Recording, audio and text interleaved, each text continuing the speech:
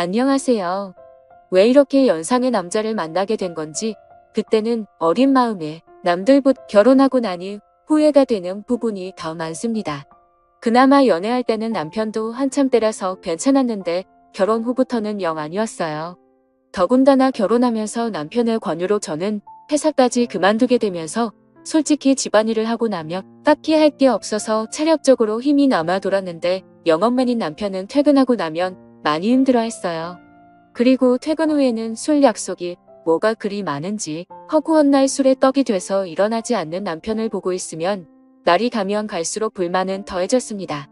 그나마 자녀 계획 때문에 결혼 2년차까지는 남편과 저는 애를 많이 썼습니다. 하지만 아무 소식도 없어서 찾아간 병원에서 남편이 씨 없는 수박이라는 걸 알게 되어버렸고 그날 이후로는 그나마 주기적으로 하던 노력도 없어지고 말았죠. 남편은 아무런 생각이 없는 건지 제가 먼저 어떻게 해보려고 하며 가족끼리는 그런 거 하는 거 아니라면서 은근슬쩍 방으로 들어가고는 하더라고요. 아이도 못 가지는 상황까지 되고 나서 생각이 많아졌습니다. 정말 이럴 거면 회사는 왜 그만뒀는지, 그리고 이렇게 나이 많고 체력도 좋지 않은 남자랑은 왜 결혼을 한 건지 후회가 되었어요. 사실 저는 회사 일을 정말 좋아했거든요. 결혼 전부터 남편이 결혼하고 나서는 여자는 집안 살림하면서 애를 키워야 한다는 말에 가스라이팅을 당해서 저도 모르게 회사를 그만두기는 했지만 저는 나름 제가 다니던 회사에 애착도 많이 있었습니다. 중소기업이긴 했지만 회사에서 남직원들보다 훨씬 더 일을 척척 잘 해내는 제 모습이 너무 좋았고 여자라고 승진을 시켜주지는 않았지만 제게 기대를 걸어주는 사람들이 많았거든요.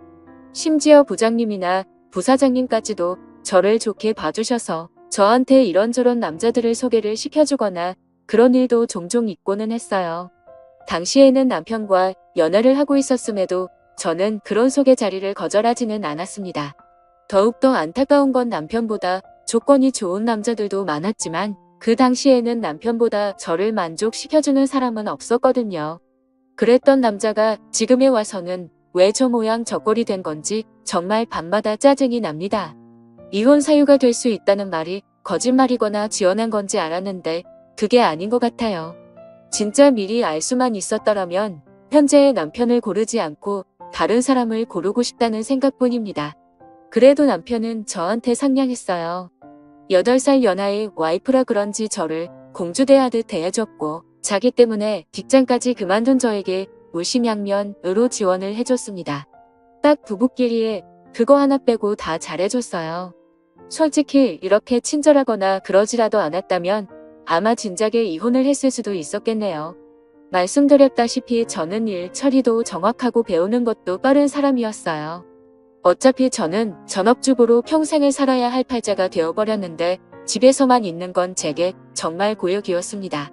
계획적이고 손도 빠른 편이라서 집안일이 아무리 많아도 점심때가 되기도 전에 웬만한 건 다 끝내서 딱히 집에서 할 게 없었고 무료했어요.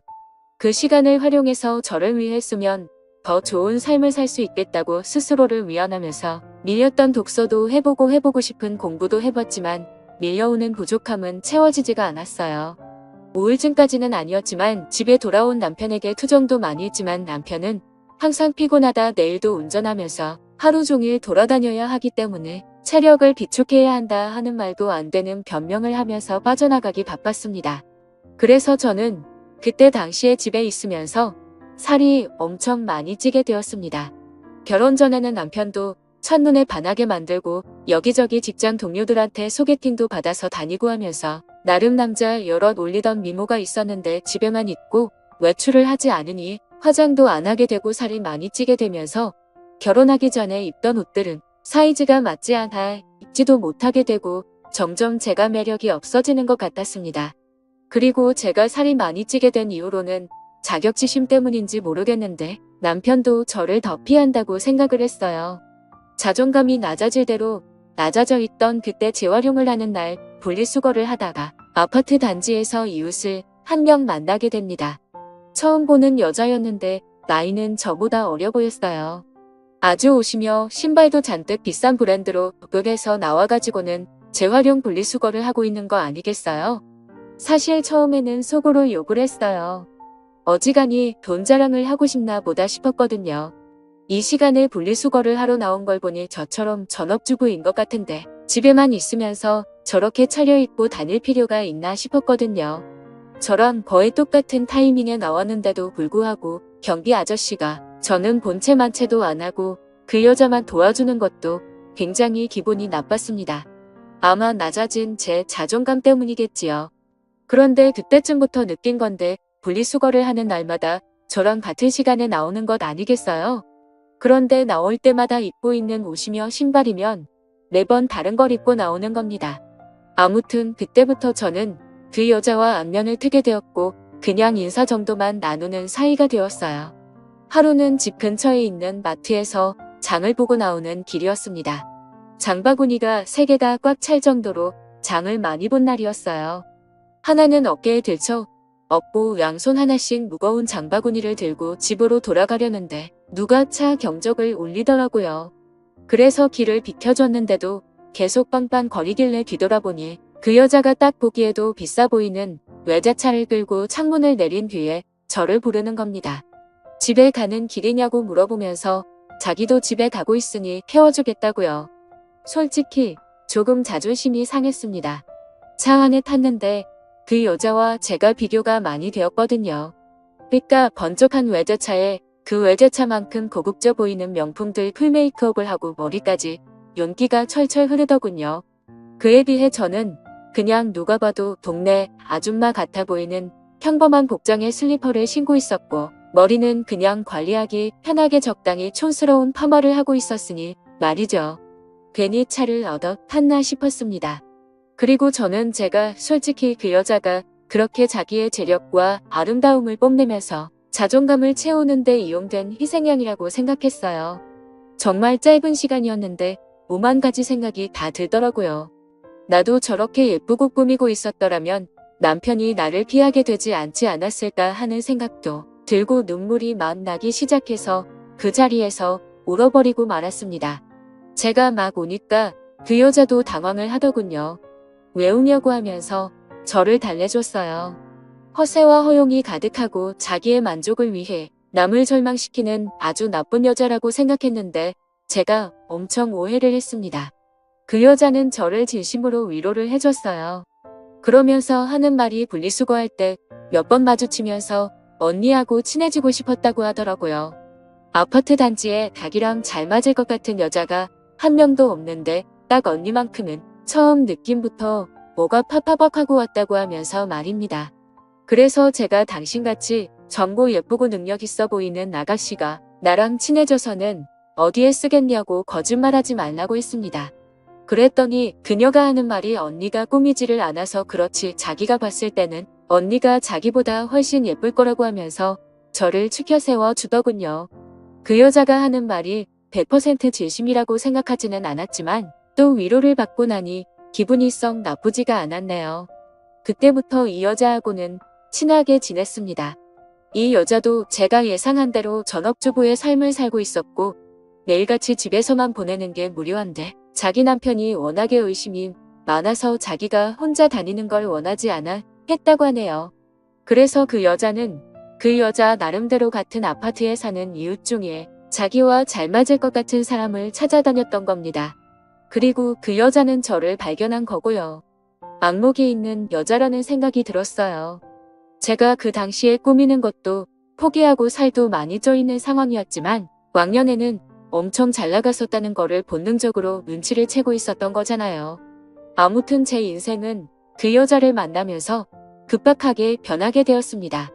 그 여자를 따라다니면서 동네에 있는 헬스장도 다니고 요가도 배우고 관리도 받으며 잃어버린 저의 미모를 다시 되찾기 시작했어요. 적당히 관리하기 편한 꼬불머리도 그만두고 미용실에 가서 관리도 받아보고 옷도 후줄근해져서 목이 늘어난 티셔츠는 다 가져다 버리고 그 여자만큼 비싼 브랜드 옷을 사지는 못했지만 적당히 괜찮은 옷들로 제 옷장을 다시 채워나갔습니다. 그리고 제가 관리를 받으며 살이 빠지기 시작한 그때 드디어 각방을 쓰던 남편도 혼자 자니까 너무 춥다며 방으로 돌아왔습니다.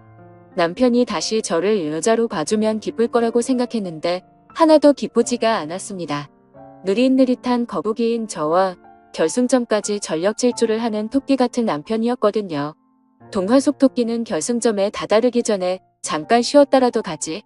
결승점까지 혼자 전력 질주를 해버리니 느릿느릿한 거북이는 결승점까지 한참 남았는데도 그 차이가 너무 커져버리니 혼자 꾸역꾸역 끝까지 가는 것보다 그냥 경기를 포기하게 되더라고요.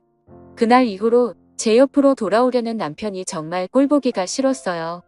그래서 코를 고는 소리가 너무 시끄러워서 잠을 못 자겠다고 다시 혼자 쓰던 방으로 돌려보내버렸습니다. 그 이야기를 같이 다니게 된 그 여자에게 했더니 100번 1000번 잘한 거라고 하면서 언니가 빨리 자존감을 찾은 것 같아 다행이라며 제 편을 들어줬습니다. 그리고 제가 완전히 다이어트에 성공해서 결혼 전에 미모까지는 아니지만 아름다움을 다시 손에 넣었을 때는 그 여자가 저를 여기저기 끌고 다니면서 완전 새로운 세상을 보여줬어요. 30대 초반과 중반의 여자였고 결혼한 사람들이었지만 세상은 정말 넓고 저희를 찾아주는 곳은 엄청나게 많더라고요. 골프도 치러 다니고 어디 공기 좋은 곳에서 외식을 하러 다니고 있습니다. 돈 한 푼 내지 않아도 알아서 다 계산해주니까 좋았어요. 남편이 아니어도 저를 배려해주는 남자들은 지천에 깔려 있었고 왜 내가 이런 세상을 모르고 살았나. 혼자서 전전긍긍했던 지난 몇 년간이 참 후회가 되었습니다. 그러다 그 여자가 언젠가 저를 불러서 이제 한동안은 못 보고 지낼 것 같다는 소식을 전해왔습니다. 사실 그 여자는 얼마 전에 이혼을 해서 돌싱이 되었다고 합니다. 남편이 제법 벌이가 괜찮아서 호의호식을 하고 있는 걸로 알았는데 말이죠. 그래서 그녀에게 앞으로 어떻게 할 거냐고 물어봤어요. 저는 사실 이 여자가 여기저기 막 구르고 다녀서 이혼을 당한 거라고 생각했거든요. 그런데 그게 아니었습니다. 그녀가 남편을 차버린 거였어요. 어떻게 할 거냐 하는 건 쓸데없는 걱정이었던 거죠. 왜냐하면 그녀는 그동안 집에 있으면서 코인을 해서 앞으로의 인생에 남편이 필요 없어질 만큼 큰 돈을 벌게 되었다는 거예요. 지금 사는 아파트는 남편 명의로 해주고 재산 분할을 또 따로 받기로 했답니다. 저랑 떨어지게 된 건 아쉽지만 자기도 좀 더 놀기 좋아하는 사람들, 많고 할 거 많고 놀기 편한 동네로 이사를 갈 계획이라고 하는 겁니다. 막상 저를 여기저기 데리고 다니던 그녀와 더 이상 같이 놀지 못하게 된다니 많이 아쉬웠습니다.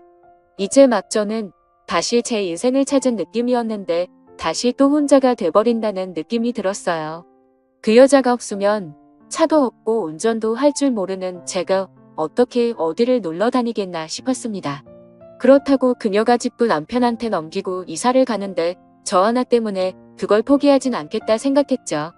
그렇게 그녀는 제 인생을 송두리째 바꿔버리고는 새로운 삶을 찾아 떠나버리고 말았어요. 남편이 출근해 있는 주중에는 정말 매일같이 놀러 다녔는데 너무나도 아쉬웠습니다. 그리고 그렇게 같이 놀러 다닐 사람이 없으니 저도 기껏 관리받으러 다니던 운동도 손을 놓게 되고 그렇게 다시 살이 찌기 시작한 거예요. 그러다 이렇게 되면 안 되겠다는 생각이 들었습니다. 그리고 그 여자처럼 자주적으로 살고 싶어졌어요. 투자 같은 건 전혀 모르지만 제가 같이 놀면서 느낀 바 그 여자가 그렇게 썩 머리가 좋아 보이지는 않았는데 코인으로 돈을 벌었다니 저는 일한 경험도 있고 능력이 있던 사람이니 제가 코인을 시작하면 그녀보다 더 큰 돈을 벌 수 있지 않을까 하는 자신감이 생겼어요. 제가 돈을 벌게 되면 남편 때문에 포기해야 했던 제 인생을 다시 시작할 수 있다고 생각했습니다. 그 돈으로 차를 사고 운전을 배우고 하면 저 혼자서 먼 놀러 다닐 것도 없다고 생각했고 차가 생기며 이사를 가버린 그 여자를 만나서 예전처럼 둘이 같이 다녀도 되는 게 아니겠나 하는 생각이 들었어요. 다만 제가 코인을 시작하기에는 커다란 문제가 있었습니다. 제가 전업주부를 하면서 실질적으로 돈을 벌어오는 남편이 경제권을 가지고 있었고 저는 그때그때 생활비를 타서 썼기 때문이에요. 코인을 하려면 자본금이 필요할 텐데 남편에게 이야기하지 않고 사는 그 자본금을 만들 방법이 없었던 상황입니다. 은행 대출부터 여성 전용 대출 같은 사금융권까지 알아보다가 아무리 그래도 리스크가 있는 투자인데 빚을 내면서 하는 거 아닌 것 같다는 생각이 들어서 차라리 남편한테 솔직히 말하고 허락을 받아내겠다는 생각을 했습니다. 말씀드렸다시피 제 부탁을 썩 잘 들어주던 사람이었기 때문에 적어도 거절은 하지 않을 거라는 확신이 생겼고 제 예상대로 남편은 제 생각이 그렇다면 한번 해보라고 1,000만 원을 저에게 건네주었어요. 그리고 그날은 웬일로 자기가 코를 안 골 테니 같은 방에서 자도 되냐고 하기에 그렇게 하라고 했습니다. 내 털끝 하나 건드리지 않는 조건을 걸었더니 심통이 나서 그냥 혼자 자겠다고 방으로 가더군요. 인터넷으로 여러 사람들이 어디에 투자했네 하는 정보들을 모아가지고 시작을 하게 되었는데 남편이 저에게 준 1,000만 원이 일주일도 되지 않는 사이에 100만 원도 남지 않게 되었습니다. 처음이라 제가 실수를 했고 그만큼 돈을 잃고 나니 그 바닥이 어떻게 돌아가는지 한눈에 알겠더라고요. 그래서 그날에는 남편을 고드겨서 돈을 더 받아냈습니다. 저도 코인으로 떼돈을 벌어서 그 여자처럼 자주적인 삶을 살아갈 거라고 생각했거든요. 그런데 다음날 남편이 퇴근을 했는데 혼자 오지 않았습니다. 회사에서 알던 동생이라고 하면서 후배를 소개시켜 주더군요. 남편이 하는 말이 이 후배가 코인으로 대박을 내가지고 회사를 그만둔 사람이라고 합니다. 원래는 지금도 돈 굴리느라 바빠서 오지도 못할 사람인데 남편이 저를 위해서 특별히 부탁을 해서 데려왔다고 하더라고요.